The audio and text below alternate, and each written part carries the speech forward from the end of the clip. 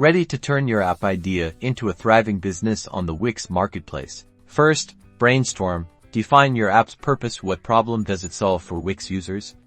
Research similar apps, identify your niche, and sketch out your app's core features and user interface.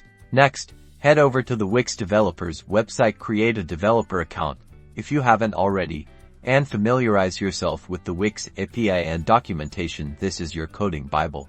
Time to code. Use your preferred programming language and the Wix API to build your app's functionality. Focus on creating a seamless user experience and integrating smoothly with Wix websites. Be sure to thoroughly comment and organize your code. Rigorous testing is crucial. Use the Wix Developers Console to test your app in a sandbox environment. Simulate different user scenarios, identify bugs, and ensure your app works flawlessly across various Wix templates. Almost there. Prepare your app listing with compelling descriptions, screenshots, and videos. Follow Wix's guidelines meticulously to increase your chances of approval. Finally, submit your app. The Wix team will review it, and once approved, your app will be available to millions of Wix users, ready to download, use, and make your dreams a reality. Good luck.